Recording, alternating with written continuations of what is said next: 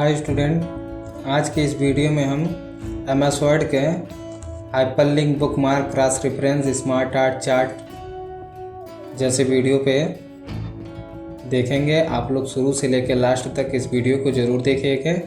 चलिए वीडियो को हम लोग स्टार्ट करते हैं।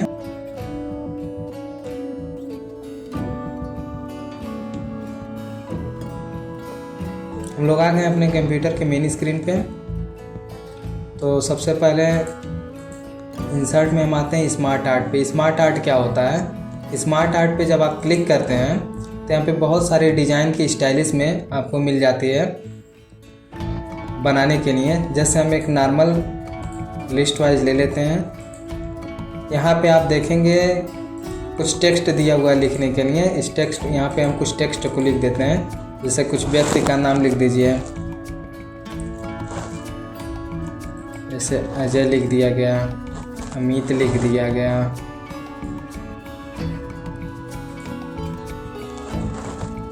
सुनीता लिख दिया गया, मनोज टाइप हो गया,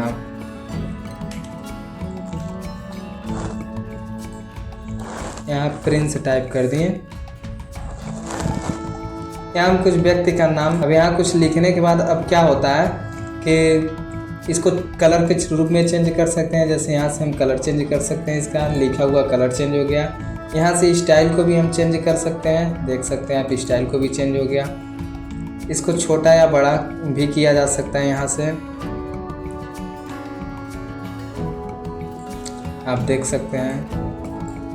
ठीक, यहाँ हम इस पर क्लिक करने के बाद आप फॉर्मेट मेनू में आए और यहाँ से आप इसके शेप को भी यहाँ से थोड़ा चेंज कर सकते हैं, परिवर्तन कर सकते हैं। लिखावट में शेप को कलर भी चेंज कर सकते हैं। अगर स्पेशल आप ये जो अजय लिखा हुआ है इसका स्पेशल आप कलर चेंज करना चाहते हैं तो यहाँ शेप फिल में आएंगे, आप यहाँ से इसका स्पेशल कलर भी चेंज कर सकते हैं। ठीक, यहाँ से इफ़ेक्ट भी चेंज कर सकते हैं। यहाँ से आप इसका इफ़ेक्ट भी थोड़ा बहुत चेंज कर सकते हैं। ठीक, आप देखिए यहाँ से इफ़ेक्ट भी चेंज हो गया। इस प्रकार से हम स्मार्ट आर्ट में वर्क करते हैं। स्मार्ट आर्ट में इस प्रकार से हम चेंजिंग कर सकते हैं। अगला हेडिंग है चार्ट। चार्ट में क्या होता है कि आप देखेंगे यहाँ चार्ट कई प्रकार से दिख रहा है हमको बनाने के लिए। जैसे लाइन है, पाई है, बार है, एरिया है। खेत से संबंधित अगर वर्क करना है तो हम एरिया वाले चार्ट को ले लेते हैं। नॉर्मल हम कॉलम को लेते हैं और ओके करते हैं। जैसे ही हम चार्ट पे आते हैं तो हमें एक कैटेगरी मिल जाती है, एक्सेल की एक सीट मिल जाती है। इसे हम एक्सेल सीट कहते हैं। इस एक्सेल सीट में हम डेटाबेस को फीडिंग करते हैं, यानी डेटाबेस को भरते हैं। जैसे कैटेगरी में सपोज दैट किसी व्यक्ति का नाम लिख दिया गया। एक उदाहरण बता दिया जाता है कि जैसे हमारी एक कंपनी है, या तो एक मान लीजिए स्कूल लाइफ में आप हैं, 2 व्यक्ति हैं या 3 व्यक्ति हैं। जैसे मान लीजिए एक रमेश हैं, एक आशीष है, एक कोमल है, एक पूजा है। ठीक, अब यहाँ सीरीज में हम सपोज दैट एक सब्जेक्ट को ले लेते हैं। सब्जेक्ट में मान लीजिए हम हिंदी टाइप कर दिए। उसके बाद सीरीज 2 में इंग्लिश टाइप कर दिया गया और यहाँ मैथ टाइप कर दिया गया। अब मान लीजिए यहाँ हिंदी, इंग्लिश, मैथ। अगर ये कह दिया जाए कि रमेश जो है हिंदी में 45 मार्क पाया, इंग्लिश में 25 मार्क और मैथ में 49 मार्क पाए। और आशीष को यदि कह दिया जाए कि आशीष जो है वो हिंदी में 40 मार्क, इंग्लिश में 32 व मैथ में 45 या 48 मार्क। कोमल वहीं हिंदी में 25, इंग्लिश में 35 और मैथ में 47 मार्क। पूजा अगर हिंदी में 22 मार्क पाई, इंग्लिश में 30 मार्क पाई और मैथ में 25 मार्क पाई। ठीक, तो ये एक चार्ट के रूप में हमें देखना है कि कौन सा व्यक्ति किस प्रकार से कितना मार्क पाया। तो हम इस चार्ट को यहाँ से क्लोज कर देते हैं। इसको सीट को, एक्सेल वाली सीट को हटा देते हैं और यहाँ पे हम आते हैं तो चार्ट को देख सकते हैं। अब इस चार्ट में हम पहचान कैसे करेंगे किसका कितना मार्क है और कौन से व्यक्ति कितना मार्क पाए हैं। तो आप यहाँ देखेंगे जो कॉलम दिख रहा हुआ खड़ा, ये मान लीजिए ब्लू कलर में है, ऑरेंज में है, ग्रे कलर में है। तो यहाँ आप देखेंगे ब्लू कलर किसका है, हिंदी का है, ऑरेंज कलर इंग्लिश का और ग्रे कलर मैथ का है। तो यहाँ ब्लू पे हम आते हैं, जैसे देखते हैं तो यहाँ पे वैल्यू आपको दिखाई दे रहा है 45, वैल्यू आपका 45 है। इसका मतलब ये 45 मार्क पाया है हिंदी में, और रमेश का वैल्यू 25 शो हो रहा है। और यहाँ पे आप आएंगे इस कॉलम पे तो यहाँ दिखा रहा है कि मैथ में 49। ऐसे ही आप किसी कॉलम पे जाएंगे, आपको कर्सर केवल रखना और यहाँ पे वैल्यू शो हो जाएगी। चार्ट को भी हम छोटा कर सकते हैं, बड़ा कर सकते हैं, जितना छोटा बड़ा में हमको एडजस्ट करना है उतने छोटे बड़े में हम एडजस्ट कर सकते हैं। अब कोई भी डॉक्यूमेंट अगर हम बनाते हैं तो उसमें चार्ट का प्रयोग अगर करते हैं या स्मार्ट आर्ट का प्रयोग करते हैं तो डॉक्यूमेंट थोड़ा सा अच्छा दिखने लगता है। इन सब का प्रयोग करना कंपलसरी होता है, ज़रूरी होता है। नेक्स्ट हेडिंग आपको मिल रहा है स्क्रीनशॉट। स्क्रीनशॉट पे जब हम आते हैं तो यहाँ पे फर्स्ट दे रहा है स्क्रीन क्लिपिंग। या तो आप स्क्रीन क्लिपिंग कर सकते हैं या तो अदर बैकग्राउंड में कोई प्रोग्राम रनिंग पे है, खुला हुआ है, तो उसका आप स्क्रीनशॉट ले सकते हैं। जैसे स्क्रीन क्लिपिंग में हम आते हैं तो यहाँ पे स्क्रीन आपको दिख जाता है। अब स्क्रीन में आपको आने के बाद अगर आप केवल इतने एरिया का स्क्रीनशॉट लेना चाहते हैं तो इतने एरिया को सेलेक्ट करेंगे और क्लोज करेंगे, उतना एरिया का स्क्रीनशॉट आपको आ जाएगा सिस्टम पे। ठीक, तो स्मार्ट आर्ट, चार्ट और स्क्रीनशॉट आपको अच्छे से समझ में आ गया। अब हम लोग आते हैं ऐड इंसर्टेशन ग्रुप में। ऐड इंसर्टेशन ग्रुप में आपको मिल रहा है कुछ ऑप्शन, जैसे store, my add insertion, video, online video, Wikipedia. Store के माध्यम से देखिए क्या होता है, MS वर्ड के लिए कुछ आप एक्सटर्नल सॉफ्टवेयर ला सकते हैं, एक्सटर्नल चीज़ ला सकते हैं। स्टोर पे आप आते हैं तो यहाँ से आप सर्च कर सकते हैं। नहीं सर्च करेंगे तो यहाँ पे ऑलरेडी शॉर्ट बाय में जो पॉपुलर चीज़ें हैं वो मिल जाएगी। जैसे यहाँ पे देखिए कुछ चीज़ों को सब देख लिया जाता है, जैसे सिंबल एंड कैरेक्टर है, इसको हम ऐड कर सकते हैं यहाँ से। ठीक, इसके लिए देखिए इंटरनेट कनेक्शन होना कंपलसरी है, इंटरनेट कनेक्शन रहेगा तो ही मिल सकता है। आप यहाँ पे बहुत सारे सिंबल्स को सर्च कर सकते हैं। जैसे मान लीजिए यहाँ मैथ हेडिंग दिया हुआ है, मैथ में आप क्लिक करेंगे तो यहाँ से कुछ सिंबल आपको मिल जाएगा मैथमेटिकल चीज़ों का। जैसे यहाँ पे प्लस एंड माइनस मिल रहा है, ठीक, गुणे का सिंबल मिल रहा है, भागा का सिंबल मिल रहा है। अगर किसी भी सिंबल की आवश्यकता है उस पर आप क्लिक करके यहाँ से ला सकते हैं। ठीक, ऐड इंसर्टेशन के माध्यम से यहाँ से आप ऐड कर सकते हैं। क्लियर?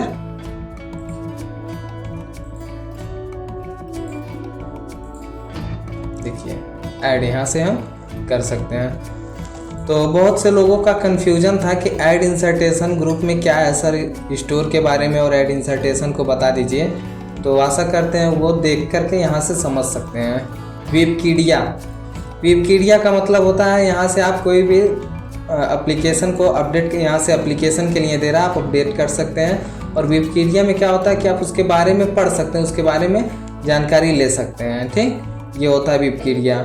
ऑनलाइन वीडियो क्या होता है कि अगर जैसे आप कोई डॉक्यूमेंट बना रहे हैं, इसमें आप ऑनलाइन वीडियो का कोई एक लिंक डाल सकते हैं। जैसे यूट्यूब का लिंक है, कोई वीडियो यहाँ से सर्च करके आप उसका लिंक भी ऐड कर सकते हैं। या तो कोई कोड के माध्यम से आप यहाँ से वीडियो का कोड आप डालेंगे और डायरेक्ट यहाँ पे जा करके आप वीडियो देख सकते हैं। ठीक, तो ऐड इंसर्टेशन ग्रुप और मीडिया ग्रुप आपको समझ में आ गया होगा। इलस्ट्रेशन का स्मार्ट आर्ट, चार्ट और स्क्रीनशॉट आपको समझ में आ गया।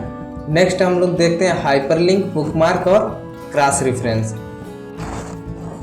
तो सबसे पहले हम हाइपरलिंक के बारे में तब तक समझा देते हैं जब तक कुछ इस पे टाइप होकर के आता है। हाइपरलिंक क्या होता है, जब आप किसी भी चीज़ को, जैसे ये टेक्स्ट लिखा हुआ है, इस टेक्स्ट में आप किसी भी चीज़ की लिंक को ऐड करना चाहते हैं। देखिए लिंक दो प्रकार का होता है, एक ऑफलाइन लिंक होता है, एक ऑनलाइन होता है। ऑफलाइन का मतलब क्या होता है कि आपके पास इंटरनेट कनेक्शन नहीं हो और लोकल डेटाबेस से आप काम करना चाहते हैं, तो वो ऑफलाइन होता है। ऑनलाइन लिंक क्या होता है कि आपके पास इंटरनेट कनेक्शन होना कंपलसरी होता है और उस लिंक पे आप क्लिक करते हैं तो इंटरनेट की सहायता से या इंटरनेट पेज पे वो जा करके खुल करके हमें मिलती है। ठीक, तो हम लोग यहाँ ऑफलाइन वर्क करते हैं। हम डॉक्यूमेंट में यहाँ सेलेक्ट कर रहे हैं, सपोज दैट डॉक्यूमेंट पे क्लिक कर रहे हैं, या तो यहाँ हम सर लिख दे रहे हैं, टाइप कर रहे हैं क्लिक,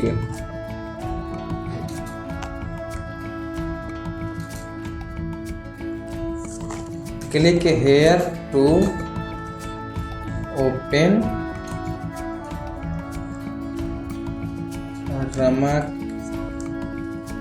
कंप्यूटर गांगी। ये हमारे चैनल का नाम है रमा कंप्यूटर गांगी लोगो। यहाँ लिखें click here to open Rama computer Gangi logo, मतलब रमा कंप्यूटर गांगी का ये जो चैनल है इसका लोगो को ओपन करना है और हमको क्या करना है, क्लिक हेयर, इसी चीज़ को लिंक एक बना देना है। क्योंकि क्लिक हेयर का मतलब ये सीधा सीधा कहा जा रहा है कि यहाँ आप क्लिक करिए, तो इसको हम एक लिंक बना रहे हैं। ऐसे आप ऑनलाइन में भी देखे होंगे, बहुत से साइटों पे आप जाते होंगे तो उस पर लिखा होता है कि क्लिक हेयर टू ओपन, ये कोई भी चीज़ जो भी आप सर्च किए हैं, तो उसी प्रकार से हम यहाँ हाइपरलिंक में ऐड कर ले हैं ऑफलाइन मोड में। इसको हम सेलेक्ट किए और हाइपरलिंक ऑप्शन पे क्लिक किए। अब जिस फाइल को अटैच करना है उस फाइल को हम यहाँ से सर्च करेंगे या चूज करेंगे। तो यहाँ से आप डॉक्यूमेंट में आइए, अगर हमारी जो लोगो है वो डेस्कटॉप पे है, डेस्कटॉप पे हम यहाँ से देखते हैं माई लोगो PNG चूज कर लीजिए, या तो लोगो को चूज कर लीजिए, किसी एक को माई लोगो PNG पे क्लिक करके ओपन कर दीजिए। अब आप देखेंगे यह एक लिंक की तरह हो गया है। इसको जूम करके हम दिखा देते हैं, आप देखिएगा क्लिक हेयर, यह एक लिंक की तरह बन गया है। इसको हम यहाँ से खोलेंगे। अब देखिए खोलने के लिए इस लिंक को हम क्या करते हैं, कीबोर्ड से नॉर्मली कंट्रोल बटन क्लिक करेंगे और क्लिक हेयर पे क्लिक कर देंगे। क्लिक करने के बाद यहाँ से एक आपसे अनसेफ है लिखा है, दिस लोकेशन में भी अनसेफ, यह लोकेशन जो है वो सेफ नहीं है। इसके वजह से ये यस और नो के लिए एक बार परमिशन आपसे ले रहा है, क्योंकि ये C ड्राइव का लोकेशन है। आप यहाँ से यस करेंगे, ये ओपन हो जाएगा। आप देखिए हमारा लोगो ओपन हो चुका है। इसका एक और मुख्य उपयोग है, आप उपयोग कर सकते हैं। जैसे मान लीजिए आप किसी कंपनी में जॉब कर रहे हैं, उस कंपनी में अलग अलग कामकर्ता का अलग अलग डेटा रखा हुआ है। जैसे किसी का प्रेजेंटिंग लिस्ट रखा हुआ है, किसी का सैलरी रखा हुआ है, सैलरी स्लिप। ऐसे आप अलग अलग मान लीजिए 10 काम करता हूँ, 10 लोगों का अलग अलग फाइल बन करके रखी हुई है। तो आप MS वर्ड में सबका नेम लिख सकते हैं एक लाइन से, और उनकी सारी फाइलें जितनी भी है, जैसे आप यहाँ पे लिख सकते हैं मान लीजिए राम, सपोज दैट। अब यहाँ राम के नीचे आप लिख सकते हैं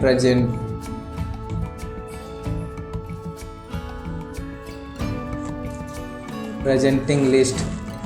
फिर उसके बाद आप दे सकते हैं थोड़ा सा स्पेस करके, या तो टैब दबा करके यहाँ पे दे सकते हैं सैलरी स्लिप। फिर कुछ और भी दे सकते हैं, कुछ और भी यहाँ दे सकते हैं कि मतलब इस राम का जो जो डाटाबेस आप रखे हैं वो चीज़ों का। अब उस पर कुछ नहीं करना, आप इसको सेलेक्ट करिए और हाइपरलिंक पे आइए और इनकी फाइल को अटैच कर दीजिए। जो भी फाइल, जैसे वर्ड की फाइल हो, चाहे MS वर्ड की फाइल हो, कोई इमेज हो, उसको यहाँ पे लगा दीजिए। फिर सैलरी स्लिप को लगा दीजिए, ठीक। या तो प्रेजेंटिंग लिस्ट में अगर आपको मान लीजिए मंथली वाइज रखना है, तो आप यहाँ से इस प्रकार से भी कर सकते हैं। प्रेजेंटिंग लिस्ट में आप आएंगे और यहाँ पे मंथ लिख सकते हैं, जैसे जनवरी का हो गया, ठीक। फिर फरवरी का हो गया, मार्च हो गया, ऐसे पूरा दिसंबर तक लिख दीजिए। और सब पे जनवरी सेलेक्ट करके, फरवरी, मार्च सेलेक्ट कर करके आप एक लिंक बना करके आप उसको रख सकते हैं, ताकि उस पर क्लिक करके आप खोल सकते हैं। इस प्रकार से भी आप काम कर सकते हैं, काम थोड़ी आसानी हो जाती है। हम आते हैं नेक्स्ट ऑप्शन है बुकमार्क। बुकमार्क क्या होता है, जैसे मान लीजिए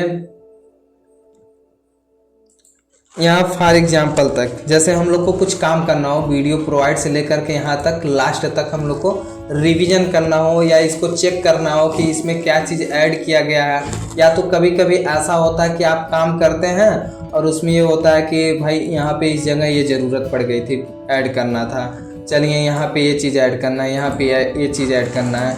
या तो सपोज दैट मान लीजिए आप वर्क कर रहे हैं, आपके ऊपर कोई सीनियर हो और उनसे आपको डेटा को ले जा करके मैच करवाना हो, चेक करवाना हो, तो आप लेके जाएंगे सीनियर के वहाँ, वो चेक करेंगे तो वो बताएंगे कि देखिए यहाँ पे ये चीज़ ऐड करना है, यहाँ ये चीज़ ऐड करना है, यहाँ ये चीज़ ऐड करना है, इस चीज़ को डिलीट कर देना है। मान लीजिए 2-3 कार्य आपको 4-5 कार्य बताएं, आप उस काम को याद रखने के लिए बुकमार्क में ऐड कर सकते हैं। जैसे मान लीजिए वीडियो प्रोवाइड्स ए पावरफुल, यहाँ पे आप ऐड कर सकते हैं। क्या ऐड करेंगे, यहाँ लिखेंगे,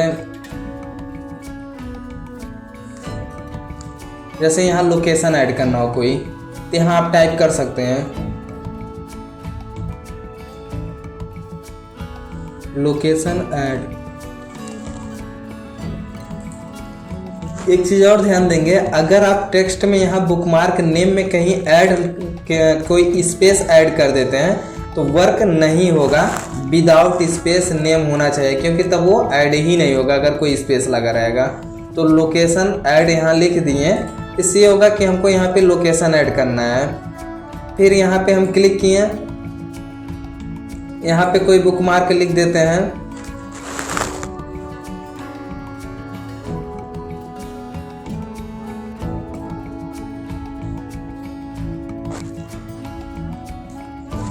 जैसे यहाँ ट्रिप ऐड करना है, ठीक।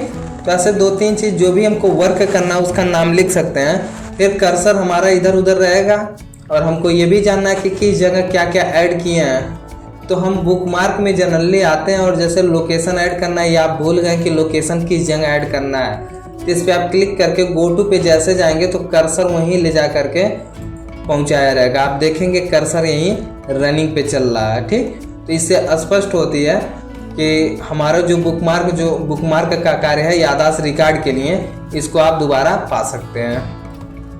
क्रॉस रेफरेंस में आप देखेंगे क्रॉस रेफरेंस क्या होता है। क्रॉस रेफरेंस में आप जो वर्क किए रहते हैं, जैसे सपोज दैट मान लीजिए यहाँ पे हम पैराग्राफ दे करके अलग अलग लाइन बना दे रहे हैं कुछ, और इसको हम कर दे रहे हैं एक नंबरिंग। यहाँ से हम नंबरिंग ऐड कर दे रहे हैं। एक नंबर ये हो गया और एक यहाँ हो गया, यहाँ हो गया। इस प्रकार से मान लीजिए नंबरिंग कर दिए और यहाँ पे हम सेलेक्ट करके एक हेडिंग बना दिए, ठीक। अब हम आते हैं इंसर्ट में क्रॉस रेफरेंस पे। यहाँ आप देखेंगे नंबरिंग आइटम जो है वो सारा एक लाइन से दिखा दिए कि कौन कौन सा नंबरिंग आइटम है। अगर कोई हेडिंग बना के रखें आप, तो हेडिंग पे जैसे क्लिक करेंगे हेडिंग शो हो जाएगा। कोई बुकमार्क ऐड करके रखे हैं तो बुकमार्क शो हो जाएगा। फुट नोट कोई रखे हैं तो उसको शो हो जाएगा, ठीक। तो इस प्रकार से आप काम कर सकते हैं।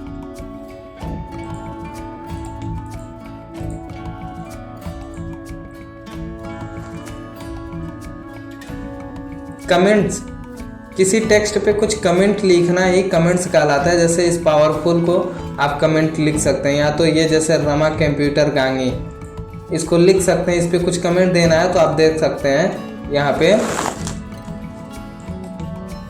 जैसे